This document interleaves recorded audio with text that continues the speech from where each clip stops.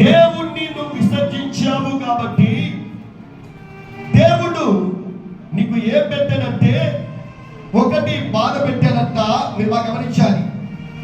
దేవుణ్ణి నువ్వు విసర్జించావు కాబట్టి ఒకటి దేవుడు నీకు బాధ పెట్టాడు, రెండవది శ్రమ పెట్టాడు.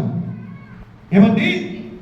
దేవుణ్ణి నువ్వు విసర్జించావు, దేవుణ్ణి నువ్వు విడిచిపెట్టావు, దేవునికి నువ్వు దూరమైపోయావు. సహోదరుడా, దేవునితో మాట్లాడుతున్నాడు.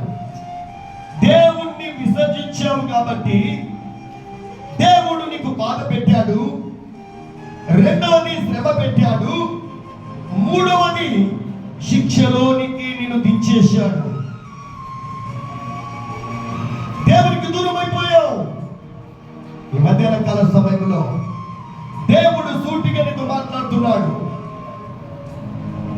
దేవుణ్ణి విడిచిపెట్టావు కాబట్టి దేవుడంట నీకేం పెట్టాడంటే ప్రియులారా, ఒకటి బాధ కలుగజేశాడు, రెండోది శ్రమ కలుగజేశాడు, మూడోది శిక్షలోనికి దించాడు. జాగ్రత్తగా వింటున్నావా? విను. దేవునితో మాట్లాడుతున్నాడు. నువ్వు దేవుణ్ణి విడిచిపెట్టావు, ప్రార్థన మందిరం విడిచిపెట్టావు. ప్రార్థన ఉదయము, మధ్యాహ్నము, సాయంకాలము, రోజుకు దానియేలు 3 సార్లు ప్రార్థన చేశాడు. దావీదు రోజుకు 7 మార్లు స్తుతించాడు. దేవుని బిడ్డ, నువ్వు ఎన్నిసార్లు ప్రార్థన చేస్తున్నావు? ఈ మధ్యాహ్న కాల సమయంలో దేవునితో మాట్లాడుతున్నాడు. ఎన్నిసార్లు నువ్వు ప్రార్థన చేస్తున్నావు?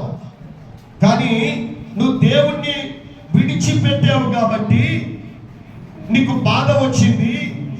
దేవుణ్ణి విడిచిపెట్టావు కాబట్టి నీకు శ్రమలు వచ్చాయి. దేవుణ్ణి విడిచిపెట్టావు కాబట్టి నీకు శిక్ష వచ్చింది. వింటున్నావా? దేవుని బిడ్డ, దేవుణ్ణి విడిచిపెట్టావు, అందుకే కుదరని రోగం. దేవుణ్ణి విడిచిపెట్టావు, అప్పుల బాధ. దేవునికి దూరం అయిపోయావు, అందుకే శిక్ష. పాపానికి వచ్చే జీతం మరణం బైబిల్ చెప్పుచున్నది.